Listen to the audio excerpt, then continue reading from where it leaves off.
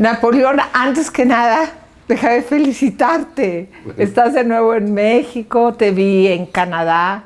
Fue un placer haberte visitado allá 2 días y haber obtenido esa muy buena entrevista con muchísimas vistas, gracias a Dios, cómo no.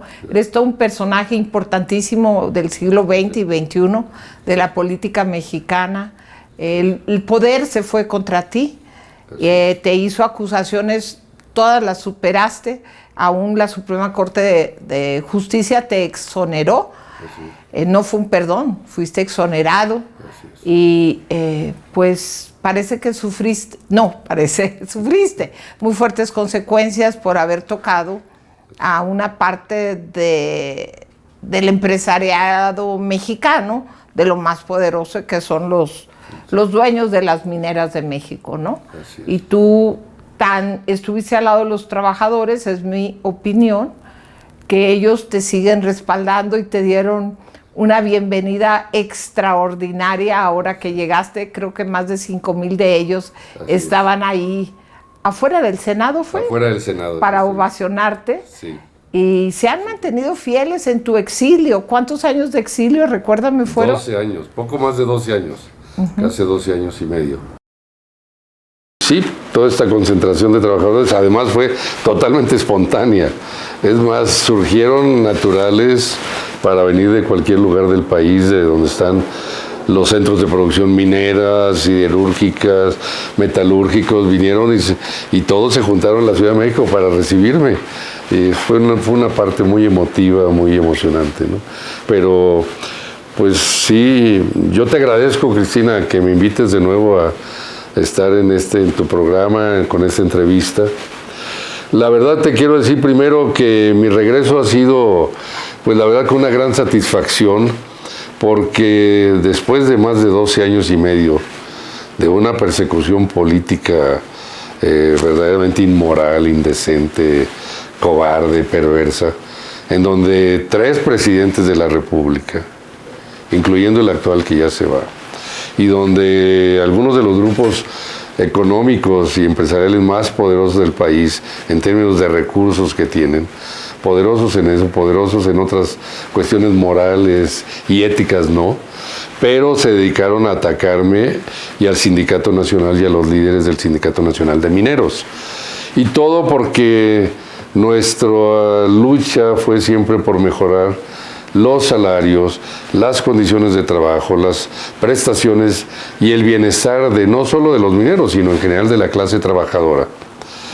Porque aquí han sucedido cosas muy importantes en los últimos 20 o 30 años en el país.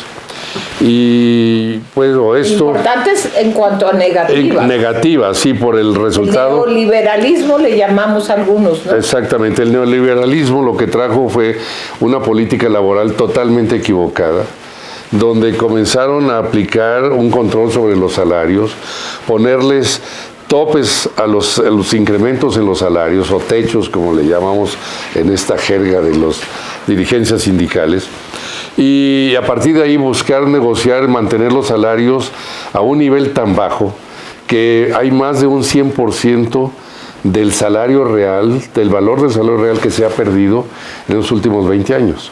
Y te doy un par de ejemplos. México hace 20 años era el líder en Latinoamérica con los salarios más elevados que existían del resto de los países. Y hoy México, 20 años después, los salarios en México están al nivel más bajo de Latinoamérica, al nivel de Haití, de El Salvador, a ese nivel. ¿Qué quiere decir? Que estancaron los salarios de los trabajadores. Y crecieron las fortunas de los empresarios. Al mismo tiempo, exacto.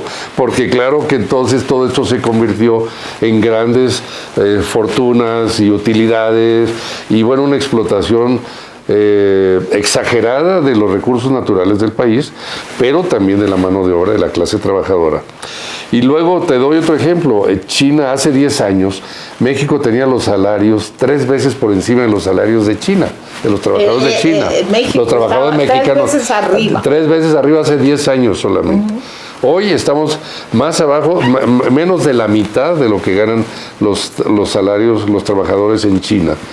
Entonces dices, ¿cómo se ha perdido, cómo han congelado, cómo han destruido algo que es por supuesto, lo que motiva no solo desde el punto de vista, digamos, social, moral, de tener a trabajo humano, no, sino desde el punto de vista económico, porque cuando tienes salarios bajos, como este nivel que hemos llegado en México, pues la gente, los trabajadores, las familias no tienen poder adquisitivo. Así es, y si no tienen poder adquisitivo, pues no hay consumo, no hay demanda, no hay estímulo a la actividad económica interna, y eso es lo que ha pasado, que casi toda la actividad se ha vuelto hacia la exportación, en lugar de crear una estructura interna fuerte, productiva, para el mercado interno.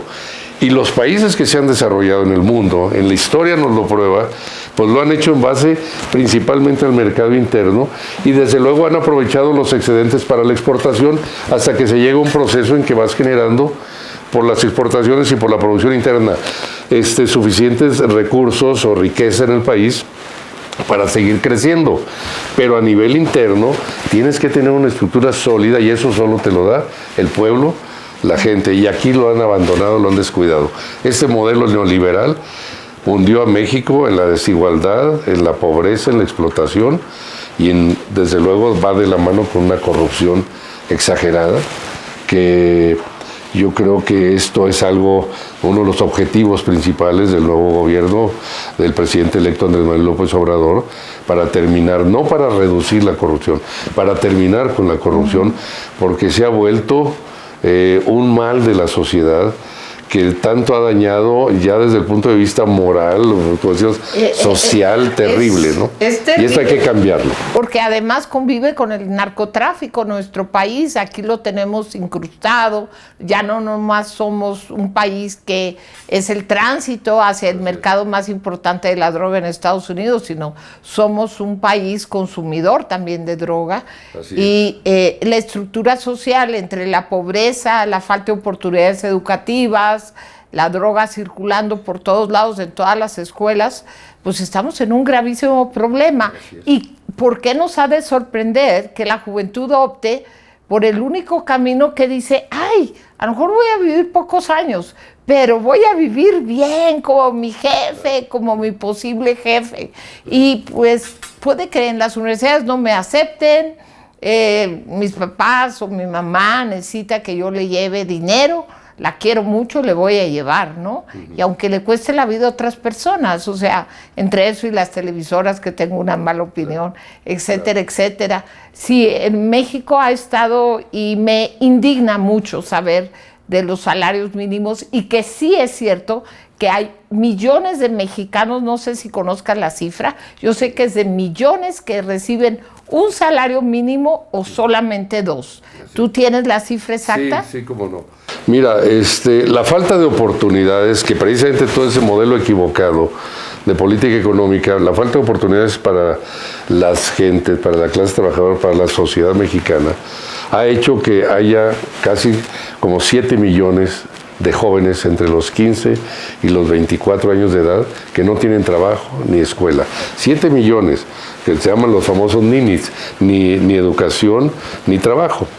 Y ellos, pues obviamente son la clientela natural del crimen organizado, porque por cualquier cantidad de dinero pequeña pues pueden hacer lo que sea y convierten a muchos de ellos hasta en sicarios profesionales. Es un mal, se ha vuelto un cáncer. Ahora, los salarios tan bajos han llevado también a que el salario mínimo lo han conservado a un nivel. Ahorita hay como aproximadamente, las cifras que se manejan es de 2.200.000 trabajadores en salario mínimo. Pero seguramente esas son las cifras oficiales. Esas son las oficiales. Las oficiales debe haber muchísimo más. Ser mucho más. Pero un salario mínimo son 88 pesos al día. Cristina, nadie puede vivir decentemente, dignamente, ni con los mínimos de y mantener una familia con 88 pesos al día. El grado de explotación es terrible. Y cuando lo comparas con otros países más avanzados, tú tienes 88 pesos al día, son alrededor de $4.50 a 20 pesos, poniendo para hacer $4.50 por día a un trabajador mexicano en salario mínimo. El salario mínimo en los países desarrollados es de $15 por lo menos por hora. $15 por hora, o sea, estamos hablando de una diferencia brutal. De veras es una explotación. Claro, al mismo tiempo, como dijiste hace un momento, y es la verdad, los grandes grupos empresariales han beneficiado enormemente No, pues de este tenemos costo de la muchos mano de que obra. están en Forbes, sí, claro. entre los más ricos del mundo. Bueno, pues gracias a esa política laboral y de salarios equivocada que ha destruido el mercado interno y que ha convertido a México en un país mucho más dependiente, porque ahorita importamos todo, gasolinas, leches, productos primarios, lo que sea. Y es algo que verdaderamente México pudo haber consolidado, operado, manejado desde el mercado interno. Pero no hubo una política en ese sentido, más todo lo ligado a la corrupción y a que no hay castigo a los responsables de nada. Y la impunidad se ha vuelto el cáncer de la sociedad. Eso es con lo que se quiere y se pretende acabar con esta nueva política, este nuevo proyecto de nación. Y yo creo que esto tiene que cambiar, y tiene que cambiar toda la política laboral, no solo la de los salarios mínimos. Sí, a ver, yo quería que te expandieras en ese sentido, porque vi la intervención de Mancera y la tuya en el Senado, te felicito, pero tú hablaste de un salario integral. Yo quisiera saber hasta dónde ya tienes planeado en una propuesta que probablemente una iniciativa de ley que hagas al Senado, ¿a qué le llamas integral? Claro. Mira, Cristina, yo primero te quiero decir, como senador de la República, me siento pues obligado, con una gran responsabilidad, de cambiar esto que ha deteriorado totalmente la vida económica y social y de los mexicanos, y para la gente dinero. Pues ahora se tienen que cuidar, tienen a sus hijos fuera o los mandan fuera porque tienen miedo del monstruo que crearon, que es la explotación. Exacto. Y entonces lo que está sucediendo es eso. Miguel Mancera propuso una reforma a la ley del salario mínimo para cambiarle de nombre de salario mínimo a salario digno y eliminar la Comisión Nacional de Salarios Mínimos, que es una comisión tripartita, que yo estoy totalmente de acuerdo en los dos conceptos, en que se le puede llamar salario digno, salario distributivo, cualquiera como le puedes llamar. No es lo importante es el contenido. El contenido y el fondo, porque si dejamos los mismos niveles de salario, pues le llames lo más bonito que le llames, eso no cambia las cosas. Entonces yo dije, necesitamos introducir, por eso fue mi comentario, una nueva política de salarios en México y una nueva política laboral. Y los salarios no solo se deben de ver los mínimos, sino los salarios integrales, que son el salario justo y digno para los trabajadores, todas las prestaciones y todos los beneficios que se derivan de una actividad productiva, y también las condiciones de trabajo, que haya seguridad, que haya salud, que haya higiene, porque todo eso también se ha descuidado totalmente. ¿Y qué ha sucedido? En México hay un sistema que ha deformado todo esto que se llama los contratos de protección. Se suponía que iban a ser laboral y son patronal. Y te voy a decir lo que son contratos de protección patronal. Eso es lo que ha propiciado esta desigualdad. Y lo que sucede es que una empresa, cuando va a abrir una nueva planta o cualquier nuevo proyecto, entonces se pone de acuerdo con una persona que es un pseudo líder, que se dice que es el líder. Se ponen de acuerdo, se arreglan, por arreglos económicos, por corrupción, dice, bueno, vamos a firmar este contrato, y tú vas y le informas a los trabajadores, los que están contratando en esta nueva planta y fábrica, que ya tienen un sindicato, que ya tienen un líder, que ya tienen un contrato colectivo. No existe nada de eso, y a espaldas de los trabajadores toman el acuerdo, el pseudo líder gana mucho dinero, él en lo personal, y a los trabajadores entonces se los pone en bandeja de plata a la empresa para que les pague los salarios más bajos, las peores condiciones de trabajo, los hacen trabajar no solo 8, 10 y 12 horas diarias, con el pago a veces de salarios mínimos, o por encima de los salarios mínimos con una diferencia muy pequeña, y entonces es un sistema de explotación terrible. Y los grandes sindicatos oficiales en México son los principales impulsores y dueños de esos contratos de protección en beneficio del patrón, en beneficio de los empresarios. Eso ha abaratado también la mano de obra, eso ha incrementado la explotación de los trabajadores, y eso es lo que ha hecho, y lo han hecho el Estado, el gobierno mexicano, por supuesto que lo ha promovido, permitido y avalado para atraer, según ellos, la inversión extranjera. Por eso tantas empresas extranjeras se han venido a México a establecer, porque pagan salarios de miseria. A un trabajador minero, te voy a decir, de término medio, tenemos trabajadores que ganan bastante bien porque llevamos una política de muchos años tratando de mejorar sus niveles. Pero un trabajador que gane, ¿qué te diré? ¿Estás hablando de México? En México. Un trabajador minero en México, un trabajador de la industria automotriz que a lo mejor gane, no sé, $20 al día, el equivalente, estoy hablando de dólares por el equivalente, para poder comparar. Allá te va a ganar un trabajador de las mismas condiciones, haciendo lo mismo, con la misma tecnología, con la misma maquinaria, 35, 40 o hasta $50 por hora. Por hora, y acá 20 por día. Haciendo lo mismo, produciendo lo mismo, y los productos que se generan se venden en el mercado internacional al precio, en la minería los metales. Se cotizan a nivel internacional metales. Entonces están explotando la mano de obra con los salarios bajos. El gobierno mexicano dice, estamos fomentando la inversión extranjera y estamos creando inversión. Sí, ¿a qué costo social? No, y además no es cierto que las grandes empresas son las que más empleos generan. Eso es una falacia. No es exacto. Se repite y se repite. Así es. O sea, son las empresas medianas y las empresas pequeñas. Exacto. Yo que llegué a tener en mis manos una micro, mediana y luego se convirtió en mediana empresa, generamos muchísimos trabajos con nuestro pequeño tamaño. Y que si fuéramos grandes, pues serían ahí sí miles y miles y miles de empleos. Así es. Llegamos a los cientos, ¿no? Así es. Pero las grandes empresas, precisamente por la automatización de más, claro, generan las inversiones pueden ser fuertes, pero son unos cuantos empleos, no son, en comparación con empresas más pequeñas, no son fuertísimas. No, exacto. La mayor cantidad de empleos se genera en las empresas medianas y pequeñas. Las otras son más intensivas, las grandes, en capital, en maquinaria, en equipo, la automatización, la robotización que tiende a desplazar la mano de obra. Entonces, estamos en un círculo vicioso que se tiene que romper y tiene que cambiar. Y yo he platicado con el presidente Andrés Manuel López Obrador y le he dicho, mi sugerencia es tenemos que cambiar de modelo de política económica hacia un nuevo modelo de desarrollo que yo le he llamado de prosperidad compartida, en donde la sociedad ya cambió, este país ya cambió, y qué bueno que cambió. Y lo hizo cambiar el pueblo. El pueblo. El pueblo. El pueblo, porque se cansó ya de todo. Mayoría absoluta, Andrés Manuel. Y te voy a decir además, qué bueno que hubo esta alternativa. Bueno, pues hay todavía muchos que están tratando de apoyar, entender y ayudar y contribuir, y otros que no. Se resisten al cambio porque estaban muy cómodamente generando grandes utilidades y riquezas. 5 mil millones de dólares en diferentes bancos. O más, otros hasta más, 16 mil y 12 mil y 14 mil y en las listas de Forbes y todo esto. Pero yo creo que eso, si no se hubiera hecho este cambio, si no hubiera llegado Andrés Manuel López Obrador, si no el pueblo no lo hubiera electo, la verdad es que México se iba en camino derecho a una crisis social y política muy grave. Y a lo mejor no hubiera aguantado otros 6 años este país en calma, en paz, si no hubiera salido esta nueva alternativa. Entonces, claro que es un gran reto. Y te voy a decir algo más.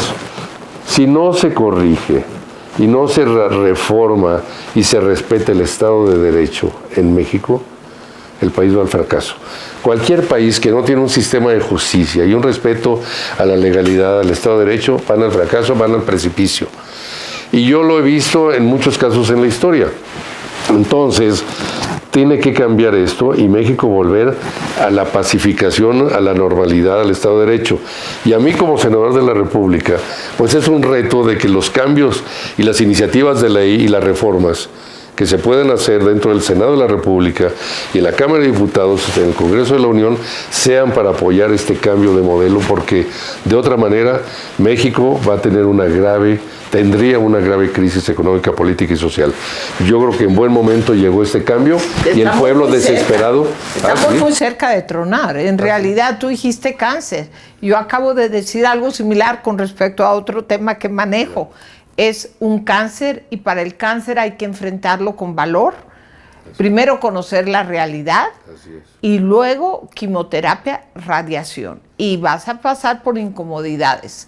Pero se tiene que hacer una reforma de fondo. Claro. No es posible seguir con este modelo de país donde unas cuantas familias, unos cuantos empresarios se han mega beneficiado ya no saben ni qué hacer con su dinero, cuántos yates tener, cuántos departamentos en las capitales del mundo, etcétera, etcétera.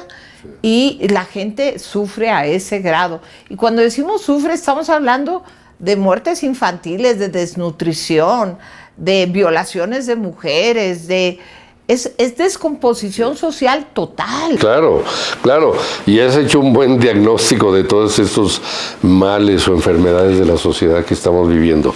Por eso creo que este cambio, este nuevo proyecto de nación, reconstruir a la economía nacional, ponerla sobre bases de un nuevo modelo de prosperidad compartida, va a ayudarnos a mediano y largo plazo, si lo logramos consolidar todos, a vivir más en paz, con mayor bienestar, como una sociedad más avanzada.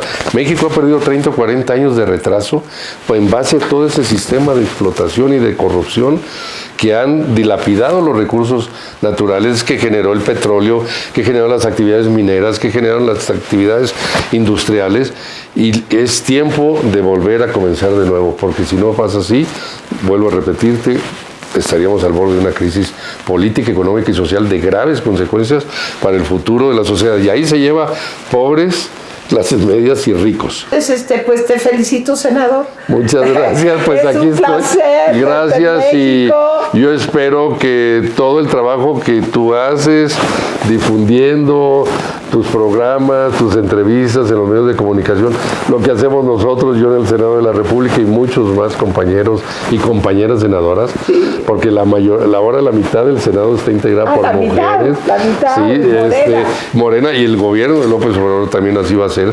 Y yo creo que de veras yo hago un llamado, así con toda la responsabilidad y la seriedad, a la sociedad de que participemos de este cambio, que tengamos confianza, de que apoyemos, porque verdaderamente íbamos al borde del precipicio a una catástrofe total.